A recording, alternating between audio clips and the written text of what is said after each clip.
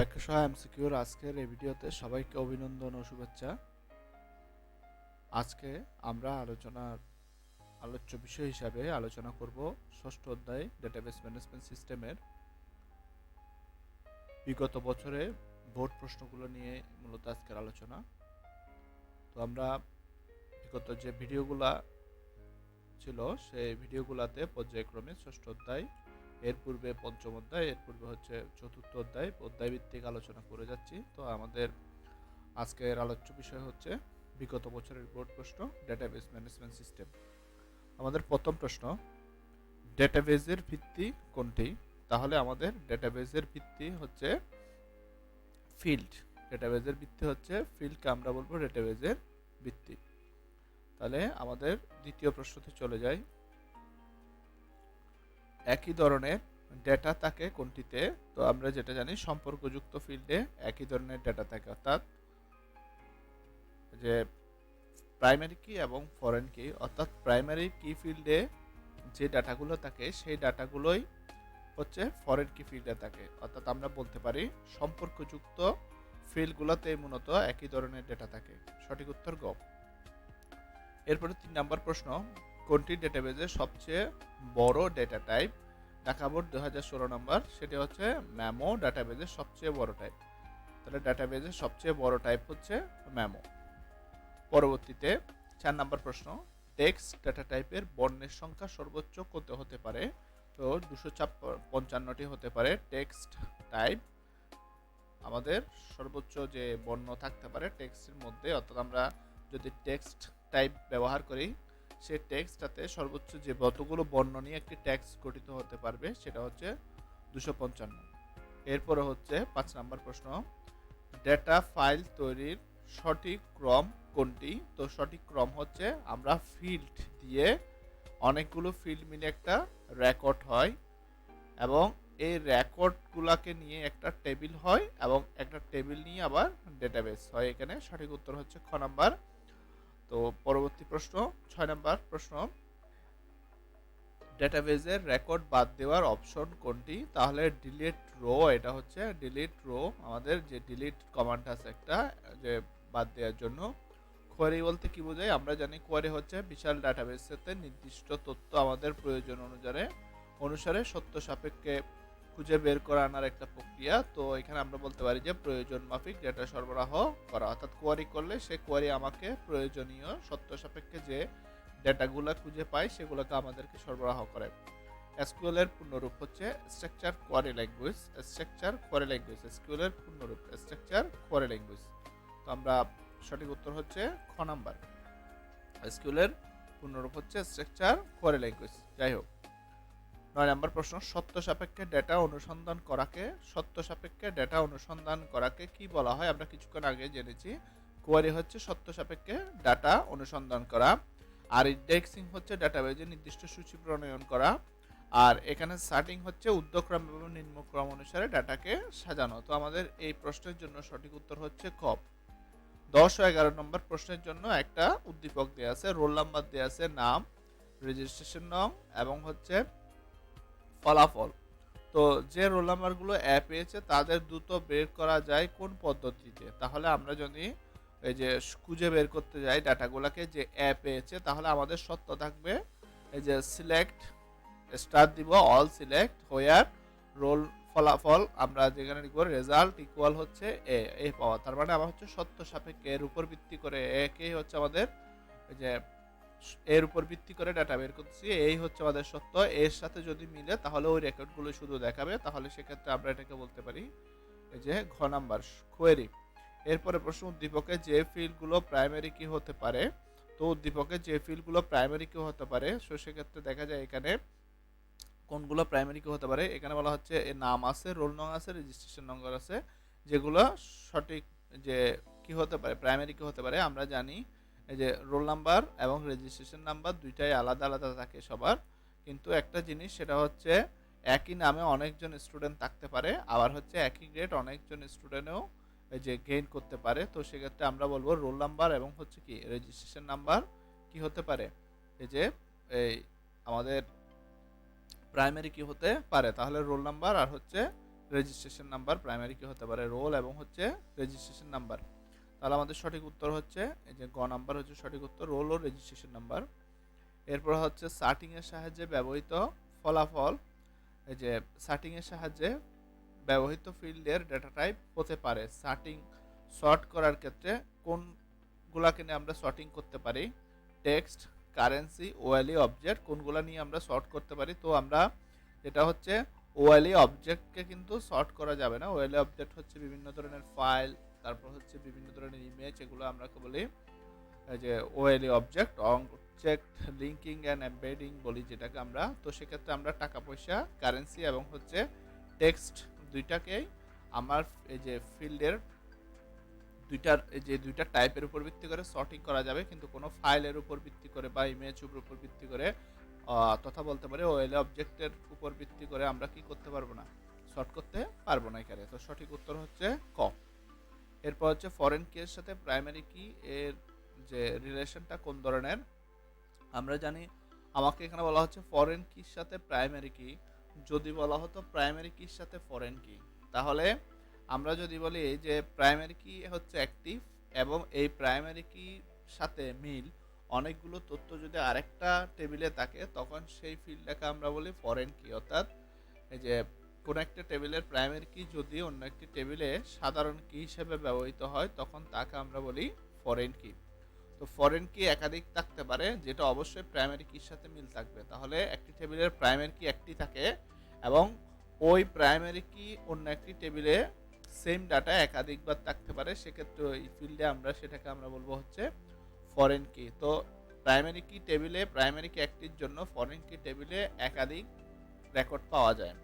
আর যদি আমি উল্টো করে বলি ফরেন কি টেবিলের একাধিক রেকর্ডের জন্য প্রাইমারি কি টেবিলের একটি রেকর্ড পাওয়া যায়, তাহলে আমাকে এখানে বলা হচ্ছে ফরেন কি এর সাথে প্রাইমারি কি। তার মানে আমরা ফরেন কি টেবিলের অনেকগুলো ডেটার সাথে রেকর্ডের সাথে প্রাইমারি কি ফিল্ডের একটি ডেটা মিলবে, তাহলে সেক্ষেত্রে আমরা বলতে পারবো মেনি টু ওয়ান রিলেশন। তাহলে মেনি টু ওয়ান রিলেশন। কোন ফিল্ডটি প্রাইমারি কি হতে পারে? নাম, মোবাইল, পরীক্ষার ফি, ঠিকানা। নাম একই নাম অনেকজন স্টুডেন্ট থাকতে পারে, পরীক্ষার ফি সবার একই হতে পারে, ঠিকানা একই অ্যাড্রেসে অনেক স্টুডেন্ট থাকতে পারে কিন্তু সবার মোবাইল নাম্বার আলাদা থাকে, সেক্ষেত্রে আমরা বলতে পারি প্রাইমারি কি ফিল্ড হতে পারে মোবাইল নাম্বার। মূল ডাটাকে অন্য ফরম্যাটে পরিবর্তনের পদ্ধতি কোনটি? তাহলে সেটা হচ্ছে এনক্রিপশন। ডাটাকে যাতে আউটার ওয়ার্ল্ড অথবা আমরা বলতে পারি অনধিকারপ্রাপ্ত কোনো ব্যক্তির অনৈতিক কার্যকলাপ থেকে ডাটাকে আমরা রক্ষা করার জন্য যে ফরম্যাটে যে সহায়তা নেব সেটা হচ্ছে ডাটা এনক্রিপশন প্রক্রিয়ার সহায়তা নেব। তো ডাটা এনক্রিপশন মানে হচ্ছে মূল ডাটাকে অন্য ফরম্যাটে পরিবর্তন করবে। সেক্ষেত্রে আমরা যখন ডাটা পাঠাবো, এটা নির্দিষ্ট ব্যক্তি ছাড়া যদি অন্য কেউ পায় তাহলে সে বুঝতে পারে না এখানে। তো এরপর 16 নম্বর প্রশ্ন, 17 নম্বর প্রশ্ন যে 16, নিচের কোনটি ডাটা এনক্রিপশনের অংশ নয়? আমরা জানি ডাটা এনক্রিপশনের যে অংশগুলো আছে সেগুলো হচ্ছে এই যে প্লেন টেক্সট এনক্রিপশন অ্যালগরিদম, এরপর হচ্ছে সাইফার টেক্সট ডিক্রিপশন অ্যালগরিদম, এরপর হচ্ছে ডিসাইফার টেক্সট আমরা যেটাকে বলি। 5টি উপাদান থাকে। তো সেক্ষেত্রে আমরা এখানে যে প্লেন টেক্সট, এখানে একটা স্পেলিং মিস্টেক, প্লেন টেক্সট সঠিক, সাইফার টেক্সট এটাও ঠিক আছে। প্লেন টেক্সট হচ্ছে আমরা অরিজিনাল যে টেক্সটটা সেটাকে প্লেন টেক্সট, আর প্লেন টেক্সটে যখন এনক্রিপ্ট করা হয়, যখন টেক্সট পাওয়া হয় তাকে বলা হয় সাইফার টেক্সট। আর প্লেন টেক্সটে সাইফার টেক্সটে পরিণত করার জন্য আমরা যে গাণিতিক ফর্মুলাগুলো ইউজ করি সেগুলোকে আমরা বলবো এনক্রিপশন অ্যালগরিদম। তো প্যারিটি বিট হতে পারে না। আমরা জানি প্যারিটি বিট হচ্ছে আজকে বিটের একটি অংশ। অড প্যারিটি বা ইভেন প্যারিটি আমরা কোডে যে কোড আছে, কোড এক অংশ যে নাম্বার সিস্টেমের, সেখানে প্যারিটি বিট নিয়ে কথাবার্তা আছে। তোমার সঠিক উত্তর হচ্ছে ঘ নাম্বার হতে পারে না। এরপরে আমাদের ডেটা গোপনীয়তা রক্ষায় গৃহীত ব্যবস্থাকে আমরা কিছুক্ষণ আগে জানছি। গৃহীত ব্যবস্থা হচ্ছে ডেটা এনক্রিপশন। এরপর ডেটা এনক্রিপশন ও ডিক্রিপশনের নিয়ম কোনটি? তাহলে আমরা জানি এটা মূলত একটা ক্রিপ্টোগ্রাফি নামক একটা এই যে সেক্টর আছে, সেই ক্রিপ্টোগ্রাফি সেক্টরে মূলত ডাটাকে হাইড করার জন্য অথবা ডাটার সিকিউরিটি রক্ষার জন্য ক্রিপ্টোগ্রাফিতে মূলত আলোচনা করা হয়, এবং এই ক্রিপ্টোগ্রাফির একটি অংশ হচ্ছে এই যে ডেটা এনক্রিপশন এবং হচ্ছে ডেটা ডিক্রিপশন হচ্ছে ক্রিপ্টোগ্রাফির একটা অংশ। এরপরে আছে পরবর্তী প্রশ্ন 19 এবং 20 নম্বর প্রশ্নের জন্য একটু উদ্দীপক দেওয়া আছে, সেটা হচ্ছে এক্স কলেজের অধ্যক্ষ ছাত্রদের নির্বাচনী পরীক্ষার ফলাফলের ডেটাকে ঊর্ধ্বক্রম ও নিম্নক্রমে সাজাচ্ছিলেন। এর ফলে তিনি ডেটাকে সহজেই বের করতে পারছিলেন। তো এখানে বলা হচ্ছে অধ্যক্ষ সাহেব ডেটা সাজানোর পদ্ধতিকে কি বলা হয়? ঊর্ধ্বক্রম এবং নিম্নক্রমে আমরা জানি সেটাকে আমরা বলি সর্টিং। তো এখানে সর্টিং হচ্ছে সঠিক উত্তর, এটা সার্টিং, এটা শর্ট হচ্ছে এই যে সঠিক উত্তর। এরপর হচ্ছে আমাদের উক্ত পদ্ধতি সুবিধা কি? তাহলে উক্ত পদ্ধতির সুবিধা হচ্ছে যেটা, সেটা হচ্ছে 1 নম্বর পড়ি আগে, স্বয়ংক্রিয়ভাবে ফাইল আপডেট হয়। আমরা জানি স্বয়ংক্রিয়ভাবে আপডেট হয়, সেটা হচ্ছে ইন্ডেক্সিং এর ক্ষেত্রে, এটা হবে না। কাজের গতি বাড়ে, অর্থাৎ আমরা খুব তাড়াতাড়ি ডাটা খুঁজে পাই। বেশি জায়গার প্রয়োজন হয়, তাহলে এখানে আমরা যেটা বলি সেখানে এখানে বেশি জায়গার প্রয়োজন হয়, যেহেতু আছে বৈশিষ্ট্যটা, কাজের গতিও বৃদ্ধি পায়, এটাও ঠিক আছে। আমাদের স্বয়ংক্রিয়ভাবে ডাটা আপডেট হয়, এই অংশটা বাদ যাবে। আচ্ছা, যাই হোক, এবার আমাদের যে পরবর্তী প্রশ্নতে চলে আসি। ডেটাবেজে এসকিউএল টেবিলে নতুন রেকর্ড সংযোজনে কোন স্টেটমেন্ট ব্যবহার করা হয়? তো আমরা জানি নতুন রেকর্ড সংযোজনের জন্য হচ্ছে ইনসার্ট, আবার রেকর্ড পরিবর্তনের জন্য হচ্ছে আপডেট, এবং টেবিল ক্রিয়েট করার জন্য হচ্ছে ক্রিয়েট, এবং ডাটাগুলোকে খুঁজে বের করার জন্য হচ্ছে সিলেক্ট স্টেটমেন্ট ব্যবহার করা হয়। এরপরে সরকারি প্রতিষ্ঠানে ডেটাবেজের ফলে সরকারের দক্ষতা বৃদ্ধি পাবে, স্বচ্ছতা ও জবাবদিহিতা বৃদ্ধি পাবে, সেবার মান হ্রাস পাবে। তো সেক্ষেত্রে আমাদের সেবার মান হ্রাস পাবে, এটা হচ্ছে ভুল, এটা হবে না। আমাদের সঠিক উত্তর হবে হচ্ছে 1 এবং হচ্ছে 2 নাম্বার।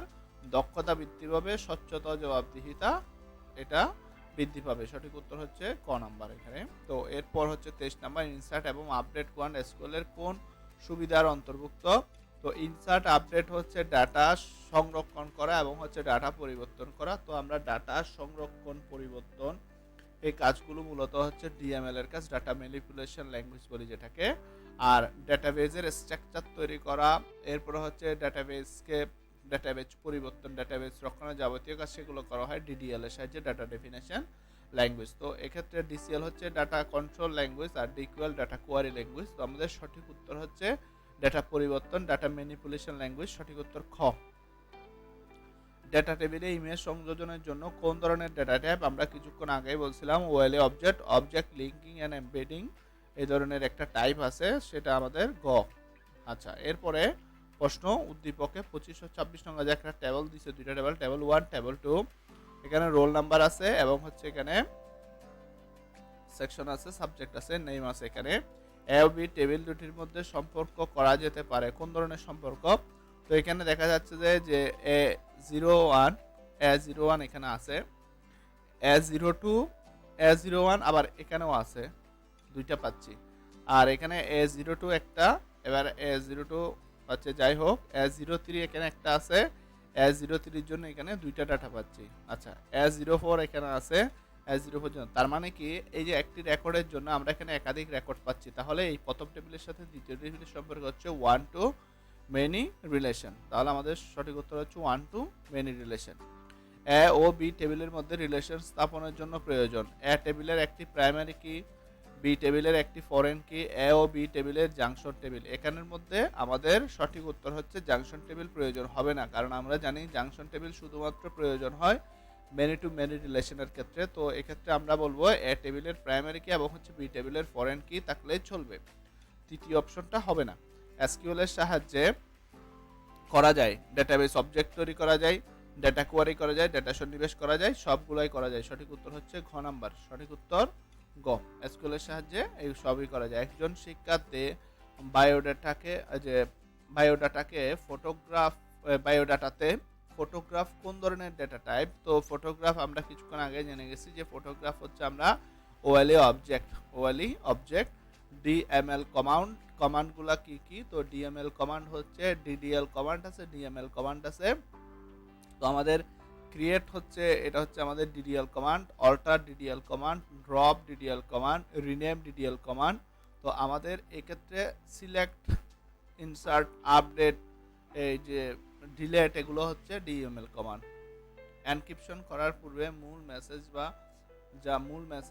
বা মানুষের পাঠযোগ্য, মূল মেসেজ এখানে হবে যা মানুষের পাঠযোগ্য, সেখানে আমরা সেটাকে বলবো হচ্ছে প্লেন টেক্সট। এখানে হবে যেটি মানুষের জন্য পাঠযোগ্য, যা মানুষের জন্য পাঠযোগ্য, তাহলে হচ্ছে প্লেন টেক্সট হচ্ছে, সবাই বুঝতে পারে।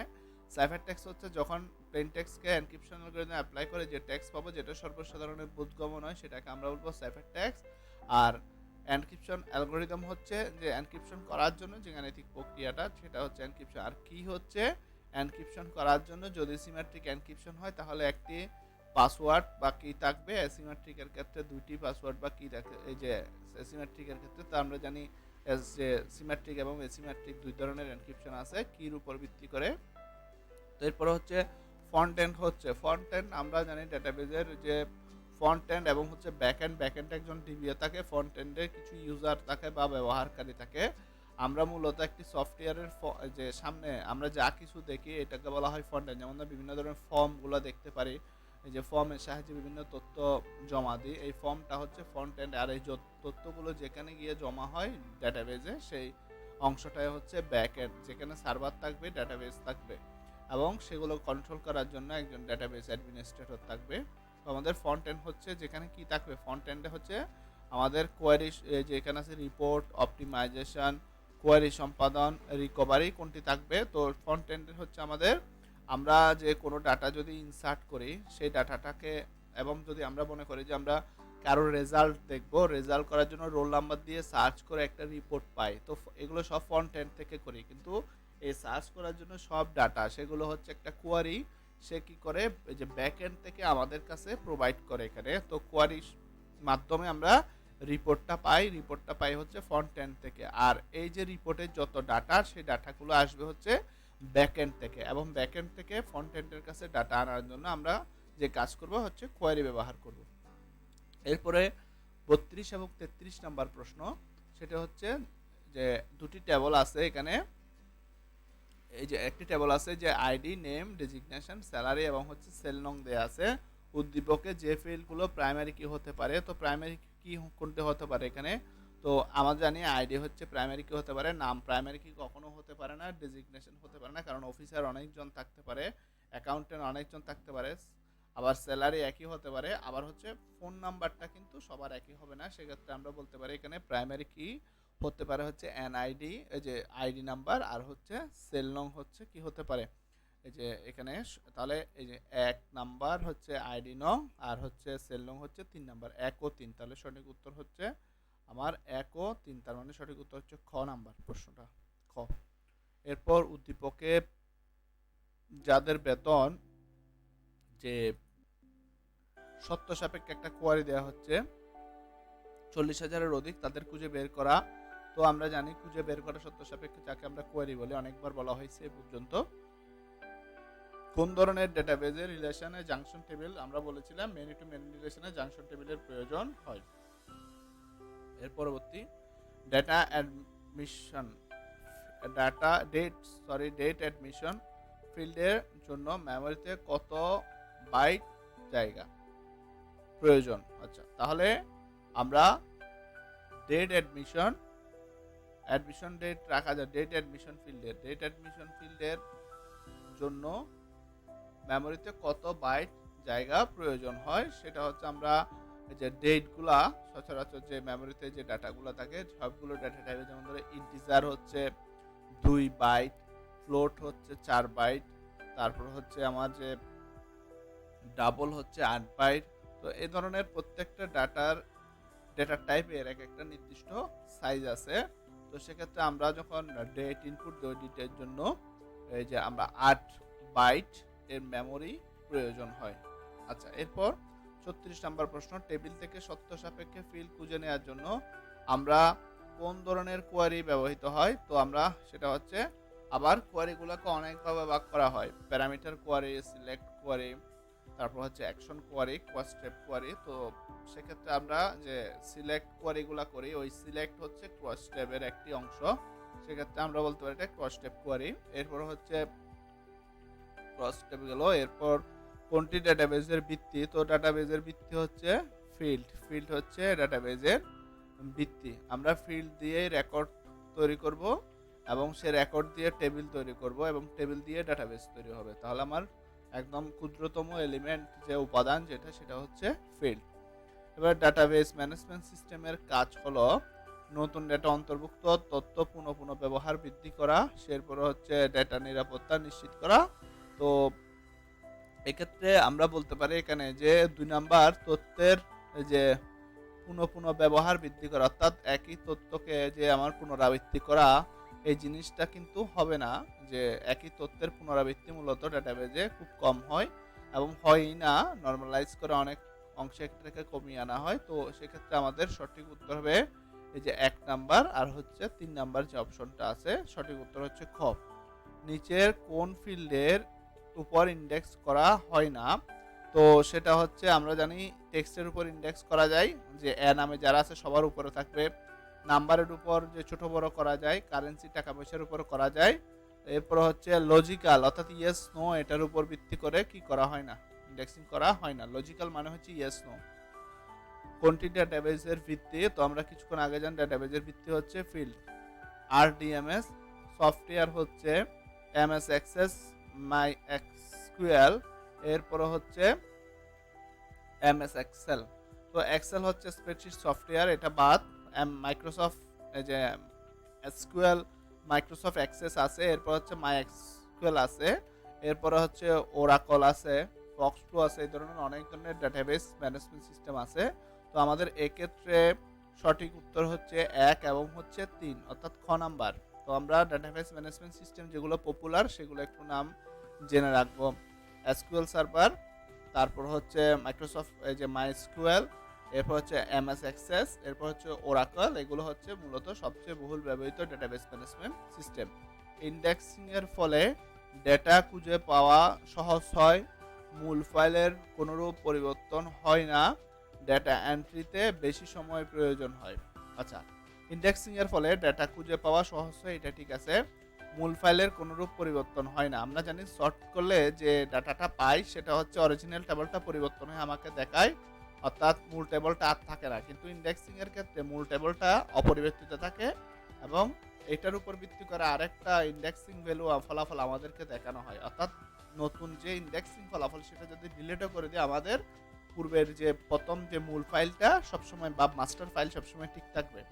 ডেটা এন্ট্রিতে বেশি সময় প্রয়োজন হয়। তাহলে আমাদের সঠিক উত্তর এখানে হচ্ছে এই যে ইন্ডেক্সিং এর ক্ষেত্রে যে 1 এবং হচ্ছে 2, ডেটা এন্ট্রিতে বেশি সময় প্রয়োজন হয়, এই অংশটা আমরা বাদ দিচ্ছি। সো সঠিক উত্তর এখানে একটু ভুল আছে। তো আমরা যেটা বলবো ইন্ডেক্সিং এর যে ফলে আমরা ডেটা খুঁজে পাওয়া সহজ এবং হচ্ছে মূল ফাইলের কোনরূপ পরিবর্তন হয় না, ডেটা এন্ট্রিতে বেশি সময় লাগে, যে অপশনটা বাদ, এটা হচ্ছে ঘ নাম্বার। এই যে এখানে উত্তর একটু ভুল আছে, এটা সংশোধন করে নিব।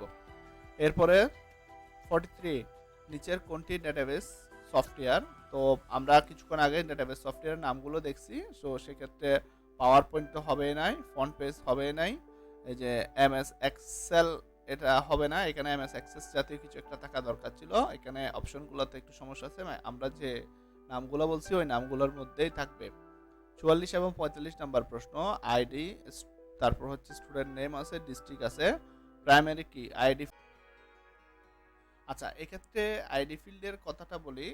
তো আইডি ফিল্ড দুইটাই হতে পারে, কিন্তু আমার অপশনে একটু খেয়াল করি, আমার এখানে আইডি ফিল্ডটা যে একের অধিক আছে কিনা, এইখানে আইডি ফিল্ডটা একের অধিক আছে কিনা সেটা দেখবো। কারণ আমরা জানি প্রাইমারি কি হওয়া সত্ত্বেও হচ্ছে ডাটাগুলো ইউনিক বা অদ্বিতীয় হতে হবে। তো পসিবিলিটি হচ্ছে এটা প্রাইমারি কি হতে পারে, ফরেন কি হতে পারে, কিন্তু এই টেবিলে কি সেটাই বলা হচ্ছে মূলত প্রশ্নে। তো সেক্ষেত্রে এটা হচ্ছে এই যে 1, এখানে যে এক একটি ডাটা বারবার রিপিট হয় নাই, যার কারণে এটা হচ্ছে প্রথমত হচ্ছে প্রাইমারি কি, তাহলে এটা প্রাইমারি কি হিসেবে নিচ্ছি। এর পরবর্তী যেটা আছে, যেহেতু এই যে আইডি যদি একাধিক থাকতো তখন সেক্ষেত্রে আমরা যেহেতু আইডি নাম্বারগুলো সচরাচর প্রাইমারি কি হয়, একাধিক থাকলে সেটাকে আবার ফরেন কি বলতে পারতাম, কিন্তু এখানে যেহেতু রিপিট হচ্ছে না সেজন্য প্রাইমারি কিটা। আর হচ্ছে এখানে যে ডাটা টাইপ ব্যবহার করা হয়েছে সেটা হচ্ছে নাম্বার বা নিউমেরিক ডাটা। তো সেক্ষেত্রে আমাদের সঠিক উত্তর হচ্ছে এখানে প্রাইমারি কি আর হচ্ছে নিউমেরিক ডাটা, এই দুইটাকে আমরা সঠিক হিসেবে নিচ্ছি এখানে। তাহলে সঠিক উত্তর হচ্ছে খ নাম্বার। এরপর হচ্ছে ফেনী জেলার আইডি 1002, ফেনী জেলার 1002 আইডি শিক্ষার্থীকে চিহ্নিত করা যাবে। কিভাবে চিহ্নিত করা যাবে? সার্টিং করে করা যাবে না, সর্টিং বা সার্টিং এ নয়, আমরা হচ্ছে কোয়েরি করে বের করতে হবে। হোয়ার এই যে আইডি ইকুয়াল 1002, অর্থাৎ এই যে আমরা সত্য সাপেক্ষে বের করে নিতে হবে। রিলেশনের ডেটা মডেলের প্রবর্তক সেটা হচ্ছে EF কর্ট হচ্ছে রিলেশন ডেটা মডেলের প্রবর্তক। তো এতটুকু পর্যন্তই ছিল আমাদের 46টা প্রশ্ন বিগত বছরগুলোতে যে আসছে পরীক্ষায় ডেটাবেস ম্যানেজমেন্ট সিস্টেম থেকে। তো আমরা আগেই বলেছিলাম যে আমরা পর্যায়ক্রমে প্রত্যেকটা ভিডিওতে এই যে অধ্যায়গুলোকে ভাগ করে ব্যাখ্যা সহ আলোচনা করা হচ্ছে এমসিকিউগুলো। তো যারা এই যে আজকে ষষ্ঠ অধ্যায়ের এই ভিডিওটা দেখছি, তো তাদের এই যে চাইলে আমাদের পূর্ববর্তী যে ভিডিওগুলো আছে সেই ভিডিওগুলো দেখে নিতে পারবো। তো আমাদের পরবর্তী আবার কোনো ভিডিওতে অন্য কোনো অধ্যায় দিয়েই শুরু করব। সে পর্যন্ত সবার সুস্বাস্থ্য কামনা করে এখানে শেষ করছি। ধন্যবাদ সবাইকে।